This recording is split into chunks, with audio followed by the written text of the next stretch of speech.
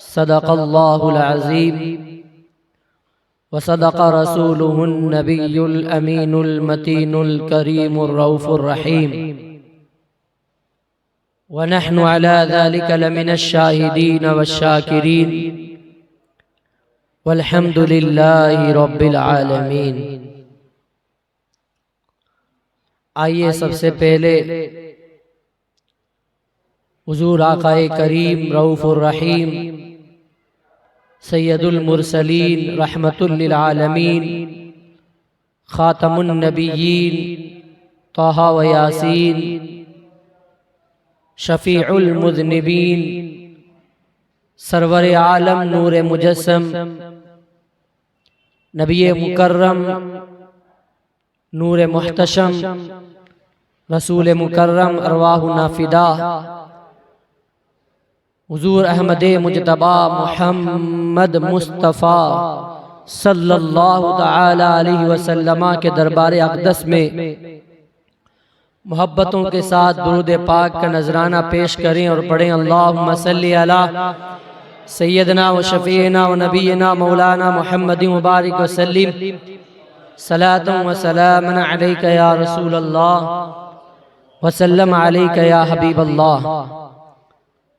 حضرات، آج کی مبارک مجلس میں اللہ کے رسول صلی اللہ تعالی علیہ وسلم کی مبارک سیرت کے چند گوشے آپ سماعت کریں گے، اور کل ہماری جو آخری محفل ہوگی اس میں انشاءاللہ میلاد النبی کے حوالے سے بہت ساری باتیں سننے اور سنانے کی سعادتیں حاصل کریں گے۔ نعت پاک کے چند اشعار سماعت کریں، اس کے بعد اپنی گفتگو کو آگے بڑھائیں گے۔ سارے نبیوں کے عہدے بڑے ہیں، سارے نبیوں کے عہدے بڑے ہیں، لیکن آقا کا منصب جدا ہے۔ سارے نبیوں کے عہدے بڑے ہیں، سارے نبیوں کے عہدے بڑے ہیں، لیکن آقا کا منصب جدا ہے۔ وہ امام صف انبیاء ہیں، وہ امام صف انبیاء ہیں، ان کا رتبہ بڑوں سے بڑا ہے۔ وہ امام صف انبیاء ہیں، ان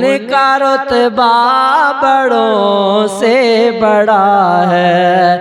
یہ نعت پاک چونکہ بہت آسان انداز میں لکھی گئی ہے اور ہر ایک آدمی اس کے اشعار کو سمجھتا ہے، اس لیے یہاں پر تشریح کی ضرورت نہیں ہے۔ سب سمجھتے ہیں تو آپ غور سے دل و دماغ کو حاضر رکھ کر سماعت کریں۔ کوئی لفظوں سے کیسے بتا دے ان کے رتبے کی حد ہے تو کیا ہے، ان کے رتبے کی حد ہے تو کیا ہے۔ ہم نے اپنے بڑوں سے سنا ہے، ہم نے اپنے بڑوں سے سنا ہے، صرف اللہ ان سے بڑا ہے۔ ہم نے اپنے بڑوں سے سنا ہے، صرف اللہ ان سے بڑا ہے۔ سارے نبیوں کے عہدے بڑے ہیں، لیکن آقا کا منصب جدا ہے۔ اور یہ مدینہ پاک کے بارے میں، وہ جو ایک شہر نور الہدا ہے،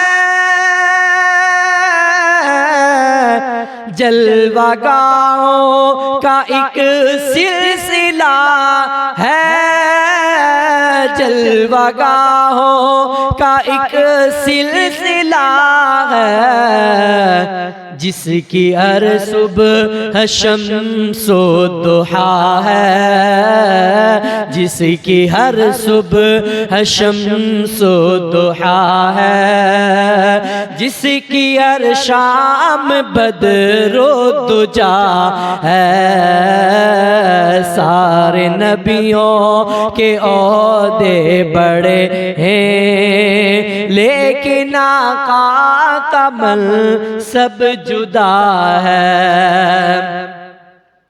نام جنت کا تم نے سنا ہے،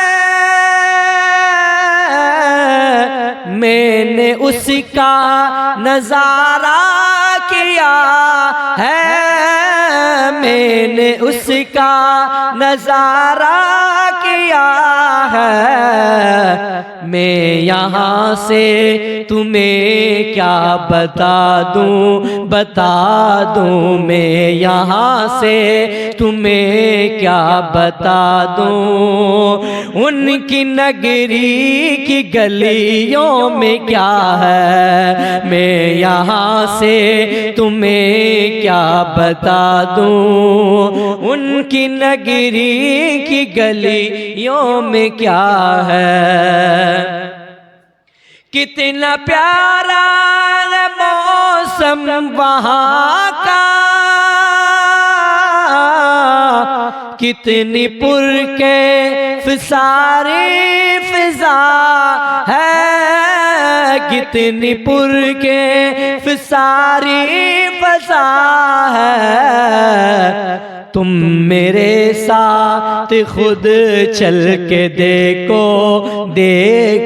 تم میرے ساتھ خود چل کے دیکھو، طیبہ بھی خاکیاں کی شفا ہے، تم میرے ساتھ خود چل کے دیکھو، گرد طیبہ بھی خاک کے شفا ہے۔ یہ مدینہ پاک کی فضیلت ہے کہ مدینہ طیبہ کی مٹی کے اندر بھی اللہ نے شفا عطا فرمائی ہے۔ گرد کہتے ہیں مٹی کو، تو مدینہ طیبہ کی مٹی کے اندر بھی بیماروں کے لیے، مریضوں کے لیے اللہ نے شفا پیدا فرمائی ہے۔ اسی لیے شاعر کہتے ہیں، تم میرے ساتھ خود چل کے دیکھو، گرد طیبہ بھی خاک شفا ہے۔ یہ وہی شہر طیبہ ہے جس میں خوابگاہ حبیب خدا ہے، خوابگاہ حبیب خدا ہے، نام ہے جس کا عقدہ کشائی، کام ہے جس کا عقدہ کشائی، نام بھی جن کا خیر الورا ہے، کام ہے جن کا عقدہ کشائی، نام بھی جن کا خیر الورا ہے۔ پیشواؤں کے جو پیشوائے،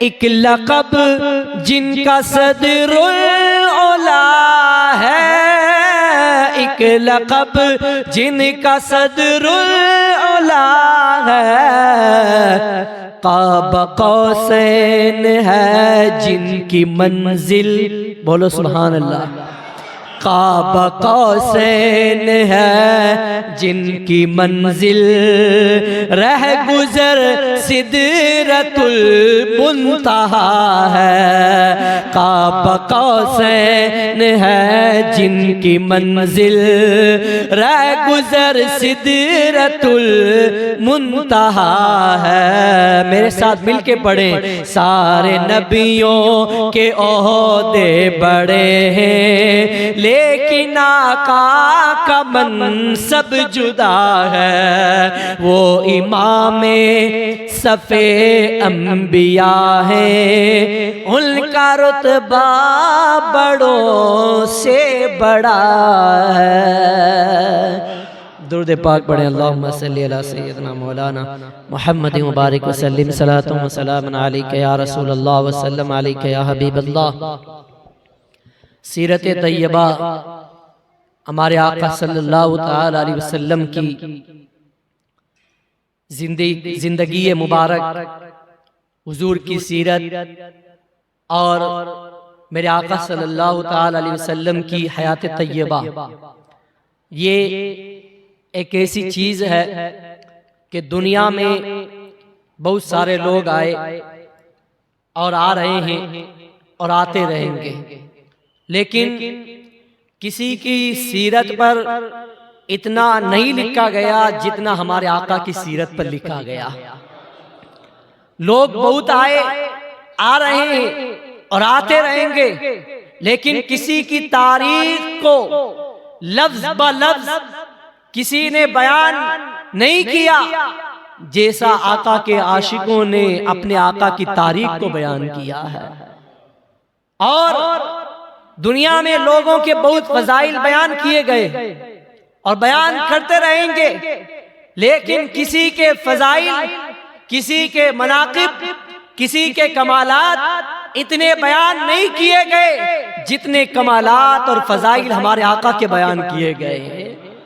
تو حضور کی سیرت کے جیسی سیرت کسی کی نہیں، حضور کی تاریخ کے جیسی تاریخ کسی کی نہیں، میرے آقا کی مبارک زندگی کے جیسی زندگی کسی کی نہیں، اور حضور کے فضائل کے جیسے فضائل کسی کے نہیں، حضور کے کمالات کے جیسے کمالات کسی کے نہیں، حضور کی مبارک حیات کے بارے میں کسی کی حیات نہیں۔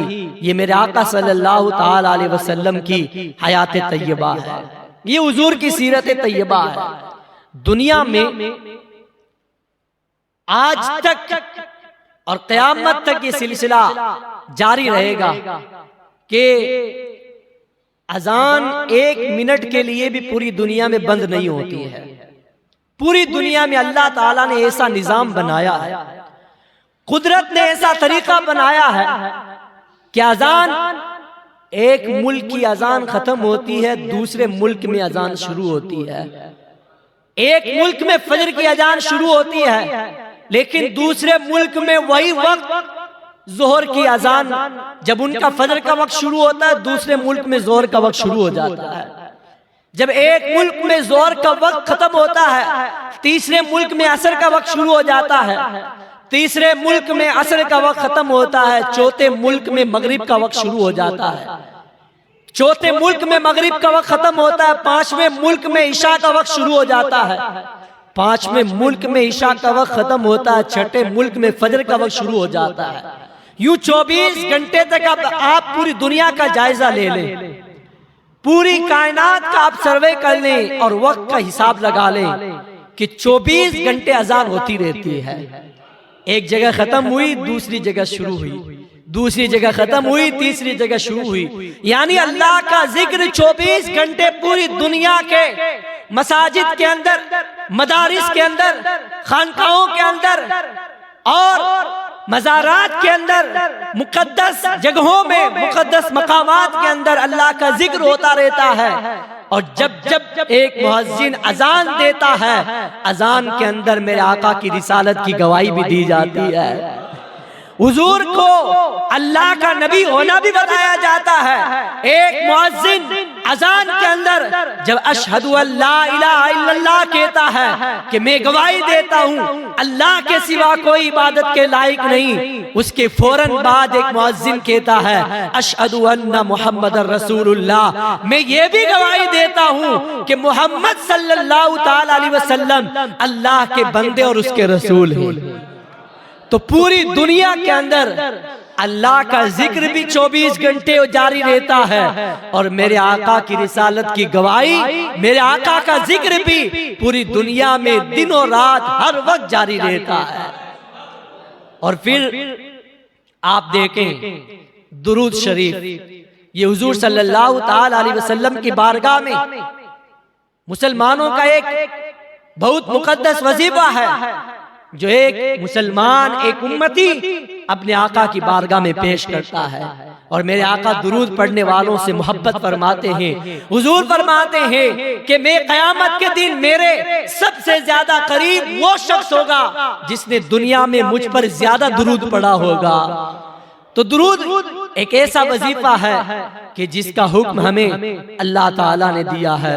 درود اگر بالفرض آپ مان لیں، یوں تو کوئی انسان درود پڑھنا بند نہیں کر سکتا، انسان بھی درود پڑھتے ہیں، ہر مخلوق نبی صلی اللہ تعالی علیہ وسلم پر درود پڑھتی ہے، لیکن بالفرض آپ ایک بار یہ اگر مان لیں کہ انسان اگر درود پڑھنا بند بھی کر دیں تو اللہ کے مقدس فرشتوں کی جماعت ہر وقت نبی کریم صلی اللہ تعالی علیہ وسلم پر درود پڑھتی رہتی ہے۔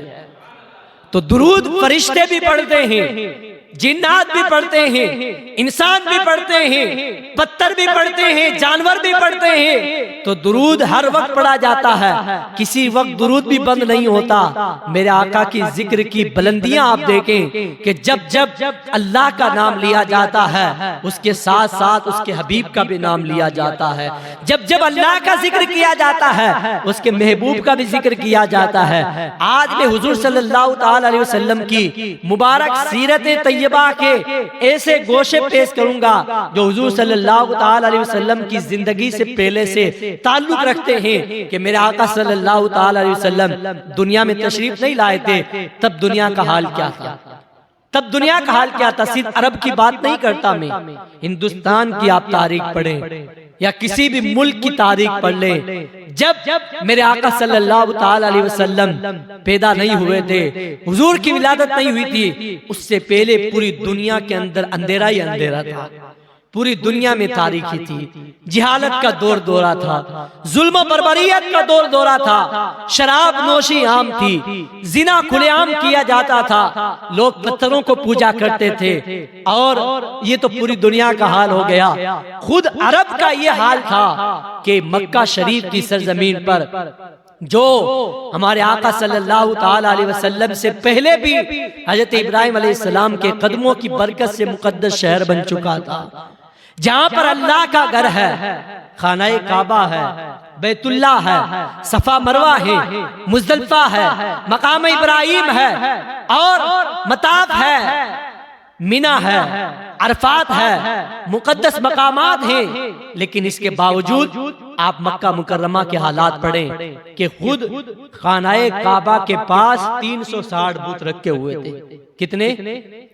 360 بت رکھے ہوئے تھے، جہاں پر روزانہ عرب کے بڑے بڑے لوگ آ کر ان کی پوجا کرتے تھے۔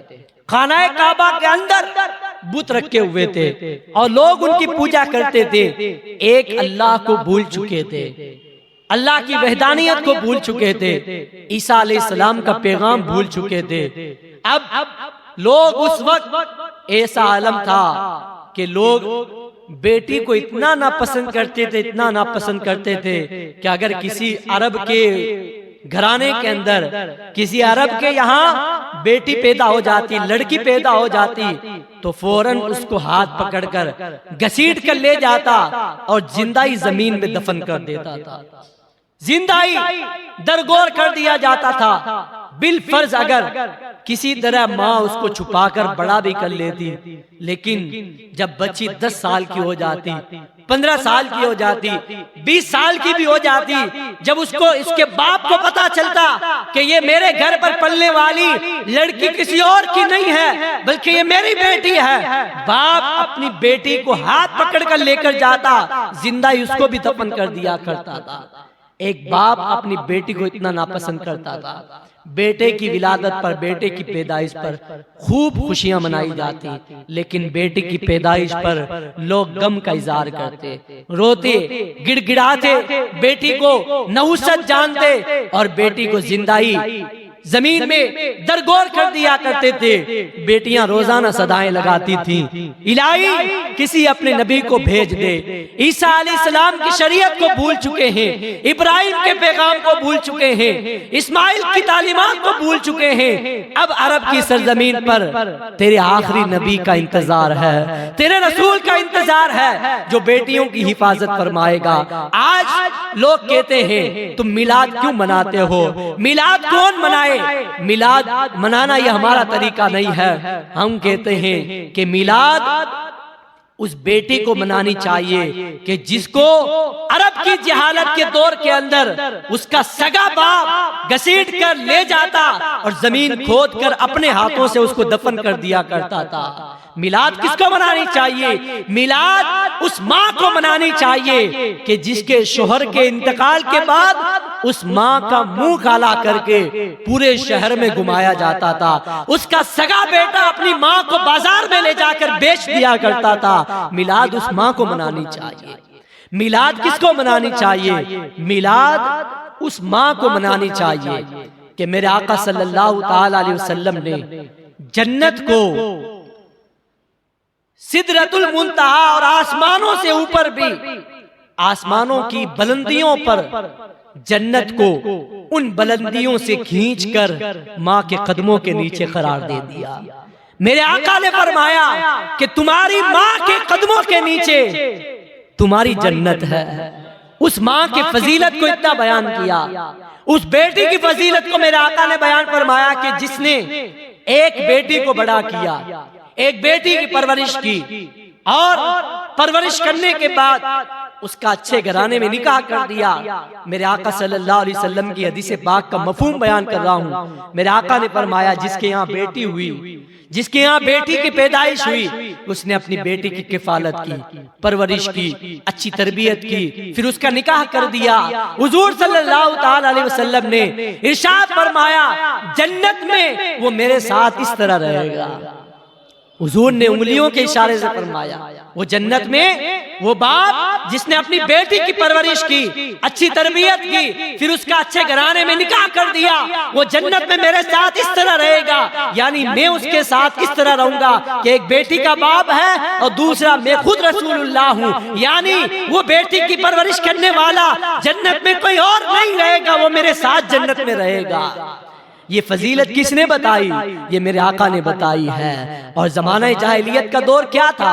حضور کی رسالت سے پہلے کا دور دیکھیں، میرے آقا کی پیدائش سے پہلے کا دور دیکھیں، میرے آقا کی تشریف آوری سے پہلے کا دور دیکھیں۔ اسی مکہ کی سرزمین پر آج بھی خانہ کعبہ کے سامنے میں خود دیکھ کر آیا ہوں، وہاں پر وہ جگہ جہاں چھوٹی چھوٹی جگہوں کی بھی بڑی قیمت ہے، آج خانہ کعبہ کے ارد گرد حرم کے آس پاس میں لوگ بڑی بڑی بلڈنگیں بنا رہے ہیں، بڑی بڑی ہوٹلیں بنا رہے ہیں، لیکن ایک جگہ بے نام و نشان ایسے ہی پڑی ہوئی ہے۔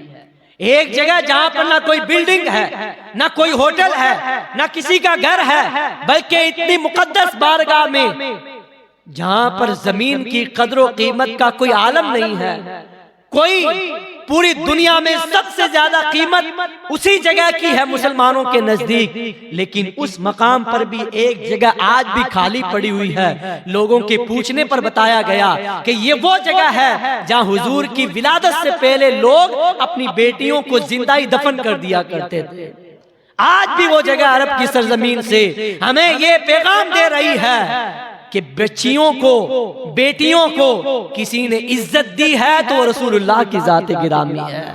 میرے آقا نے بیٹیوں کو عزت دی ہے، میرے آقا نے عورتوں کو عزت دی ہے، میرے آقا نے ماؤں کو عزت دی ہے، میرے آقا نے خواتین کو عزت دی ہے۔ لیکن افسوس ہے ان لوگوں پر، افسوس ہے ان عورتوں پر جو کہتے ہیں اسلام ہمیں آزادی نہیں دیتا، اسلام ہمیں قید بنانا چاہتا ہے، اسلام ہمیں قیدی بنانا چاہتا ہے۔ ارے اسلام نے جتنی آزادی دی ہے اتنی آزادی کوئی اور مذہب نہیں دے سکتا۔ اسلام نے عورت کی جتنی حفاظت کی ہے اتنی حفاظت کوئی اور مذہب نہیں کر سکتا۔ بانی اسلام صلی اللہ تعالی علیہ وسلم نے بچیوں کی حفاظت کی ہے، بیٹیوں کی حفاظت کی ہے، میرے آقا نے ماؤں کی حفاظت کی ہے۔ اور حضور کی تشریف آوری کے بعد صحابہ کرام بچی ہونے پر اتنی خوشی کا اظہار فرماتے تھے، اتنی خوشی کا اظہار کرتے تھے۔ تو یہ سب تربیت کس کی ہے؟ یہ سب تعلیمات کس کی ہیں؟ یہ سب کس کے تشریف لانے سے دنیا میں بول بالا ہوا؟ ایک عرب نے آدمی کا بول بالا کر دیا، خاک کے ذروں کو ہمدوش سریا کر دیا، خود نہ تھے جو راہ پر اوروں کے حامی بن گئے، کیا نظر تھی جس نے مردوں کو مسیحا کر دیا۔ میرے آقا صلی اللہ علیہ وسلم نے صحابہ کی ایسی تربیت فرمائی، ایسی تربیت فرمائی کہ جو صحابہ پہلے خود کفر کے دلدل میں تھے، جو صحابہ پہلے خود اسلام سے دور تھے، وہی صحابہ میرے آقا کی نظر عنایت اور نگاہ نبوت پڑھنے کے بعد دوسروں کے پیشوا بنتے ہوئے نظر آتے ہیں۔ حضرت فاروق اعظم کو واقعہ آپ نے نہیں سنا کہ حضرت فاروق اعظم رضی اللہ تعالیٰ عنہ ایک بار ایک مقام سے گزر رہے تھے، ایک جنگل سے گزر رہے تھے کہ آپ اچانک رونے لگ گئے اور رونے لگ گئے، غم کا اظہار کر رہے ہیں۔ غلام نے پوچھا حضور آپ کیوں رو رہے ہیں؟ حضرت فاروق اعظم فرماتے ہیں یہ ایسی جگہ ہے، یہ وہی جنگل ہے، وہی جنگل ہے، وہی مقام ہے کہ ایک ایسا دور تھا کہ عمر ابن خطاب کو کوئی جانتا نہیں تھا۔ عمر ابن خطاب اسی جنگل میں اپنے اونٹ اور اپنی بکریاں چرانے آیا کرتا تھا۔ میرا باپ مجھ سے یہاں پر بکریاں چراتا تھا، اونٹ چروایا کرتا تھا، اور جب میں تھک ہار کر سو جاتا تھا میرا باپ مجھے مار مار کر اٹھاتا تھا، سزا دیتا تھا اور مجھ سے زبردستی بکریاں چرایا کرتا تھا۔ لیکن رسول اعظم صلی اللہ علیہ وسلم کی نگاہ نبوت نے عمر کو آج اپنے دور کا بادشاہ بنا دیا۔ آج عمر کو ایسی فضیلت، ایسی عظمت، ایسی شان کس وجہ سے ملی؟ یہ نگاہ نبوت کی وجہ سے ملی کہ میرے آقا کی نگاہ نبوت پڑ گئی۔ آج آدھی سے زیادہ دنیا پر عمر حکمرانی کرتا ہوا نظر آ رہا ہے، آدھی سے زیادہ دنیا پر عمر کی سلطنت چلتی ہے۔ یہ وہ مقام ہے جہاں میرے آقا صلی اللہ علیہ وسلم کی نگاہ نبوت پڑھنے سے پہلے عمر ابن خطاب بکریاں چرانے آیا کرتا تھا۔ کہاں وہ دور تھا کہ میں بکریاں چراتا تھا، اور کہاں یہ دور ہے میرے آقا صلی اللہ علیہ وسلم نے زمین کے جرات سے اٹھا کر عمر کو آسمان کی بلندی عطا فرما دی۔ تو یہ صحابہ کرام کی پرورش میرے آقا صلی اللہ علیہ وسلم نے فرمائی ہے، یہ تربیت حضور صلی اللہ تعالی علیہ وسلم کی ہے۔ مکہ مکرمہ یہ وہ مبارک شہر کہ جہاں میرے آقا صلی اللہ علیہ وسلم کی مبارک زندگی کے ایام گزرے ہیں، حضور کا بچپن یہاں گزرا ہے، حضور کے تبلیغ کے شروع کے سال یہاں گزرے ہیں، میرے آقا صلی اللہ تعالی علیہ وسلم کی جوانی کے ایام یہاں گزرے ہیں، اور پورے 53 سال میرے آقا صلی اللہ تعالی علیہ وسلم نے مکہ مکرمہ میں گزارے ہیں۔ یہ وہی مبارک شہر ہے جس کے بارے میں اللہ تعالیٰ نے قرآن پاک میں ارشاد فرمایا، لا اقسم بہذا البلد وانت حل بہذا البلد۔ اس شہر مکہ کی قسم اے محبوب جہاں پر تیرے قدم پڑ چکے ہیں۔ یہ آیت کریمہ کا مفہوم ہے۔ اب آپ دیکھیں کہ شہر مکہ کی قسم اللہ تعالیٰ نے یاد فرمائی، تو بھی کیوں؟ اس لیے کہ حضور صلی اللہ تعالیٰ علیہ وسلم وہاں پیدا ہوئے ہیں، حضور کی وہاں ولادت ہوئی ہے، میرے آقا کے ایام وہاں گزرے ہیں، میرے آقا صلی اللہ تعالیٰ علیہ وسلم کی جوانی وہاں گزری ہے۔ تو یہ وہی مکہ مکرمہ ہے، اور اس مکہ مکرمہ کو میرے آقا صلی اللہ تعالی علیہ وسلم نے اپنے قدموں کی برکت عطا فرمائی ہے۔ اس مکہ مکرمہ کے اندر کعبہ معظمہ ہے، صفا ہے، مروہ ہے، منی ہے، مزدلفہ ہے، عرفات ہے، اور مقام تنعیم ہے، غار ہیرا ہے، غار ثور ہے، مسجد عائشہ ہے، اور مسجد جعرانہ ہے، اور تمام حرم کے ارد گرد جتنے بھی یہ حدود حرم ہیں، یہ مکہ مکرمہ کے حدود حرم جن کو اللہ کے رسول صلی اللہ تعالی علیہ وسلم نے یہ حدود حرم بنایا، اور ایک عمرہ کرنے والوں کے لیے اللہ کے رسول صلی اللہ تعالی علیہ وسلم نے انہیں میقات قرار دیا۔ یہ مکہ مکرمہ ہے۔ اور پھر آپ دیکھیں مدینہ منورہ، مدینہ منورہ وہ مبارک شہر جہاں میرے آقا صلی اللہ تعالی علیہ وسلم 53 سال کی عمر میں تشریف لائے۔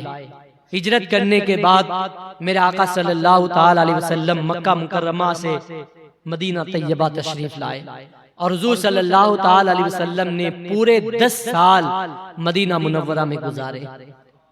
کتنی عمر میں وصال فرمایا بتاؤ؟ 63 سال۔ 53 سال کہاں گزارے؟ مکہ شریف میں، اور 10 سال مدینہ شریف میں۔ یہ وہ مبارک شہر ہے جس کے فضائل میرے آقا صلی اللہ تعالی علیہ وسلم نے بیان فرمائے، اور اسی مبارک شہر میں حضور صلی اللہ تعالی علیہ وسلم کا روضہ انور ہے، میرے آقا صلی اللہ تعالی علیہ وسلم کا گنبد خضرا ہے، حضور کا جنت البقیع ہے۔ میرے آقا صلی اللہ تعالی علیہ وسلم نے اسی مبارک شہر کے اندر کئی مساجد کی تعمیر فرمائی۔ آپ دیکھیں اس مدینہ طیبہ سے تھوڑے سے فاصلے پر، تقریباً گنبد خضرا سے 3 یا 4 کلومیٹر کے فاصلے پر احد پہاڑ ہے۔ اس احد پہاڑ کے دامن میں ہمارے آقا صلی اللہ علیہ وسلم کے چچا سید الشہداء سیدنا امیر حمزہ رضی اللہ تعالیٰ عنہ کا مزار مبارک ہے، اور اسی احد پہاڑ کے دامن میں جنگ احد کا واقعہ پیش آیا، اور پھر اسی مدینہ منورہ کے تقریباً 3 سے 4 کلومیٹر کے فاصلے پر مسجد قباء ہے، جو میرے آقا صلی اللہ تعالی علیہ وسلم نے مدینہ طیبہ آنے کے بعد سب سے پہلے جس مسجد کی تعمیر فرمائی وہ کون سی مسجد ہے؟ مسجد قباء ہے۔ اس مسجد کی فضیلت کو بیان کرتے ہوئے میرے آقا صلی اللہ علیہ وسلم نے فرمایا، جس نے مسجد قباء کے اندر 2 رکعت نماز نفل ادا کی، اللہ تعالیٰ اس کو ایک عمرے کا ثواب عطا فرماتا ہے۔ یہ اسلام کی سب سے پہلی مسجد ہے، اسلام کی سب سے پہلی مسجد جسے مسجد قباء کہا جاتا ہے۔ اس کے فضائل کو میرے آقا صلی اللہ تعالی علیہ وسلم نے بیان فرمایا، اور اپنے مبارک ہاتھوں سے میرے آقا نے اس مسجد کی تعمیر فرمائی، اور اس کے بعد میرے آقا صلی اللہ علیہ وسلم مدینہ تشریف لائے، اور جب جمعہ کا حکم نازل ہوا تو میرے آقا صلی اللہ تعالی علیہ وسلم نے مدینہ شریف میں آتے ہوئے مدینہ شریف سے تھوڑی دور کے فاصلے پر مسجد جمعہ قائم فرمائی، اس کی تعمیر فرمائی، جہاں سرکار صلی اللہ تعالی علیہ وسلم نے جمعہ پڑھایا، اسے آج مسجد جمعہ کہا جاتا ہے۔ اس کے بعد میرے آقا صلی اللہ تعالی علیہ وسلم نے مسجد نبوی شریف کی تعمیر فرمائی۔ آج دنیا کی سب سے بڑی مسجد اور سب سے فضیلت والی، سب سے اعلیٰ، سب سے بلند اور سب سے زیادہ ثواب پانے والی مسجد، نماز پڑھنے کے اعتبار سے سب سے زیادہ ثواب جس مسجد میں نماز پڑھنے پر دیا جاتا ہے وہ مسجد حرام ہے۔ کون سی ہے؟ مسجد حرام، جو مکہ شریف کے اندر ہے۔ اس کے بعد جس مسجد کا مرتبہ ہے وہ میرے آقا صلی اللہ علیہ وسلم کی مسجد نبوی شریف ہے، جو مدینہ طیبہ کے اندر ہے۔ میرے آقا صلی اللہ علیہ وسلم کا روضہ جس مسجد کے اندر بنا ہوا ہے وہ مسجد نبوی شریف ہے، جہاں ایک نماز پڑھنے کا ثواب 50,000 نمازوں کے برابر ہے۔ تو یہ مسجد حرام اور یہ مسجد نبوی، یہ بھی اس کو بھی میرے آقا نے حرام قرار دیا اور اس کو بھی میرے آقا نے حرم قرار دیا. یہ دونوں حرم ہیں، اس لیے مکہ کو بھی حرم کہا جاتا ہے اور مدینے کو بھی حرم کہا جاتا ہے، اور ان دونوں کو ملا کر کہا جاتا ہے حرمین شریفین. تو میرے آقا صلی اللہ تعالی علیہ وسلم کی سیرت کے یہ چند واقعات آپ دیکھیں. اس کے بعد میرے آقا صلی اللہ تعالی علیہ وسلم جب ہجرت کر کے مدینہ شریف تشریف لائے تو آج ایک دلیل میں آپ کو دے دیتا ہوں جلوس نکالنے کے اعتبار سے، کہ بہت سارے لوگ پوچھتے ہیں یہ جلوس نکالنا کہاں سے ثابت ہے.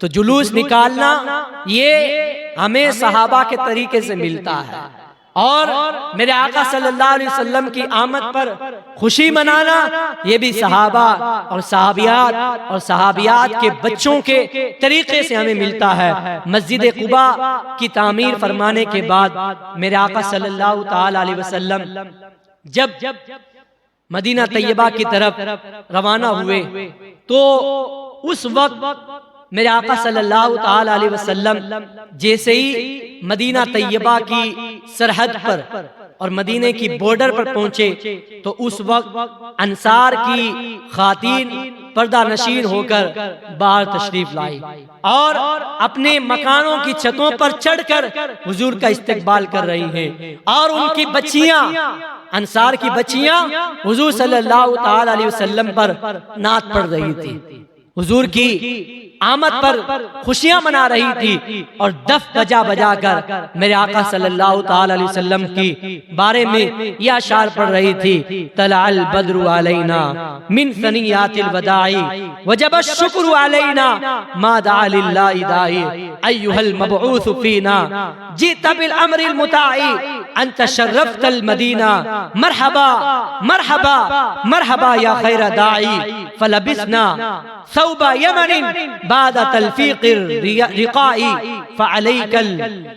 فعلیک اللہ صلی ما سعى للہ سعی. یہ عرب کی بچیاں، انصار کی بچیاں اور ان کی خواتین میرے آقا صلی اللہ تعالی علیہ وسلم کی یوں تعریف کر رہی ہیں کہ ہم پر چاند طلوع ہو گیا ہے. بولو سبحان اللہ. ہم پر چاند طلوع ہو گیا ودا کی گھاٹیوں سے، ہم پر خدا کا شکر واجب ہے جب تک اللہ سے دعا مانگنے والے دعا مانگتے رہے. اے وہ ذات گرامی جو ہمارے اندر مبعوث کیے گئے، جو ہمارے پاس بھیجے گئے، آپ وہ دین لے کر آئے جو اطاعت کے قابل ہے، جو پیروی کرنے کے قابل ہے، جو اس دین پر چلنے کے قابل ہے، اور آپ نے مدینے کو مشرف فرما دیا. آپ کے لیے خوش آمدید ہے، خوش آمدید ہے، ویلکم ہے، آپ کے لیے خوش آمدید کہتے ہیں. یہ عرب کی بچیوں نے اور صحابہ کی بچیوں نے میرے آقا کا یوں استقبال کیا، اور پھر انہوں نے کہا ہم لوگوں نے یمنی کپڑے پہنے ہوئے ہیں، حالانکہ اس سے پہلے پیون جوڑ جوڑ کر ہم کپڑا پہنا کرتے تھے. تو آپ پر اللہ تعالیٰ اس وقت تک رحمتیں نازل فرمائے جب تک اللہ تعالیٰ کے لیے کوشش کرنے والے کوشش کرتے رہے. اور پھر مدینہ کی ننھی ننھی بچیاں جوش مسرت کے اندر جھوم جھوم کر دف بجا بجا کر یہ گیت گاتی تھی. نحنو جوارم من بری نجاری یا حبذا محمد من جاری. ہم خاندان بنو نجار کی بچیاں ہیں، ہم بنو نجار کی بچیاں ہیں. واہ کیا ہی خوب ہوا کہ اللہ تعالیٰ نے محمد صلی اللہ علیہ وسلم کو ہمارا پڑوسی بنا دیا، حضور کو بھیج کر ہمارا پڑوسی بنا دیا، اور آج ہم اس پر خوشی کا اظہار کر رہے ہیں. تو پتا چلا کہ حضور کی آمد پر خوشی منانا یہ نیا طریقہ نہیں ہے، یہ نیا طریقہ نہیں ہے، بلکہ میرے آقا صلی اللہ علیہ وسلم جب مدینہ تشریف لائے تھے تو صحابہ نے خوشیاں منائی تھی، جلوس نکالا تھا، اور جلوس کی شکل میں میرے آقا صلی اللہ تعالی علیہ وسلم کا انہوں نے استقبال کیا تھا. اور ان بچیوں نے حضور کی شان میں نعت پڑھی تھی، حضور کی تعریف کی تھی، اور میرے آقا صلی اللہ تعالی علیہ وسلم کا استقبال کیا تھا، تو پتہ چلا کہ حضور صلی اللہ تعالی علیہ وسلم کی آمد پر خوشیاں منانا میرے آقا صلی اللہ تعالی علیہ وسلم نے یہ ان بچیوں کو منع نہیں کیا، تو اس سے پتہ چلا کہ حضور کی آمد پر جو خوشی مناتا ہے میرے آقا اس سے خوش ہوتے ہیں۔ میرے آقا صلی اللہ تعالی علیہ وسلم نے ان بچیوں کے لیے محبت کا اظہار فرمایا۔ کیوں؟ اس لیے کہ آپ کو معلوم ہوگا کہ جب حضور مدینہ تشریف نہیں لے گئے تھے تو اس وقت مدینہ کیا تھا؟ یثرب تھا۔ کیا نام تھا؟ یثرب تھا۔ یثرب کا مطلب ہوتا ہے بیماریوں کا گھر۔ مدینہ میں بیماریاں ہی بیماریاں تھیں، جو آتا تھا وہ بیمار ہو جاتا تھا، لیکن میرے آقا صلی اللہ علیہ وسلم کے قدم پڑ گئے، بیماریاں دور ہو گئی۔ جس کے آنے سے یثرب مدینہ بنا، ان کے قدموں کی قدرت پہ لاکھوں سلام۔ یہ میرے آقا کے قدمین شریفین کی برکت ہے۔ میرے آقا نے یثرب سے مدینے کو مدینہ بنا دیا، اور امام عشق و محبت اعلیٰ حضرت فرماتے ہیں آج اگر کوئی مدینے کو یثرب کہہ کر پکارتا ہے تو یہ اس کے لیے مناسب نہیں ہے، یہ جائز نہیں ہے کہ آج کوئی مدینے کو یثرب کہے۔ آج مدینہ یثرب نہیں ہے، آج مدینہ منورہ ہو گیا ہے، آج مدینہ طیبہ ہو گیا ہے، مدینہ امینہ ہو گیا ہے، مدینہ مقدس ہو گیا ہے، مدینہ مبارک ہو گیا ہے، مدینہ پاکیزہ ہو گیا ہے۔ ارے اس وقت جو مدینے میں آتا تھا بیمار ہو جاتا تھا، آج اگر کوئی بیمار مدینے میں چلا جاتا ہے شفا یاب ہو جاتا ہے۔ اور میرے آقا نے مدینے کی مٹی میں شفا عطا فرمائی ہے۔ میرے آقا صلی اللہ تعالی علیہ وسلم نے مدینے کی مٹی کو خاک شفا قرار دیا ہے۔ آج بھی کوئی حاجی جب حج کرنے جاتا ہے، عمرہ کرنے جاتا ہے، اس کے بعد مدینہ طیبہ جاتا ہے تو مدینے کی مٹی اپنے ساتھ لاتا ہے، اپنے ساتھ لانے پر فخر محسوس کرتا ہے۔ اور آپ نے عرب کی بچیوں کے ان اشعار کے اندر ایک بات ابھی سنی کہ عرب کی بچیوں نے کہا کہ ہم بچیوں نے اس سے پہلے کبھی یمنی کپڑے نہیں پہنے، اور آج حضور کی آمد پر ہم نے یمنی کپڑے پہنے۔ یمن کے کپڑے جو بڑے عمدہ کپڑے ہوتے ہیں وہ کپڑے آج ہم نے پہنے ہیں، حالانکہ اس سے پہلے ہم پیوند لگے ہوئے کپڑے پہنتی تھی۔ پتا چلا حضور کی ولادت کے دن اچھے کپڑے پہننا یہ صحابہ کا طریقہ ہے، نئے کپڑے پہننا یہ صحابہ کا طریقہ ہے۔ تو کل انشاءاللہ ہم حضور کی ولادت کی شب میں غسل بھی کریں گے، نئے کپڑے بھی پہنیں گے، خوشبو بھی لگائیں گے، اور حضور صلی اللہ تعالی علیہ وسلم کی بارگاہ میں درود پاک پڑھتے ہوئے حضور صلی اللہ علیہ وسلم کے موئے مبارک کی زیارت بھی کریں گے انشاءاللہ۔ تو یہ میرے آقا صلی اللہ علیہ وسلم کے فضائل ہیں، اور بھی بہت سارے فضائل ہیں، لیکن دو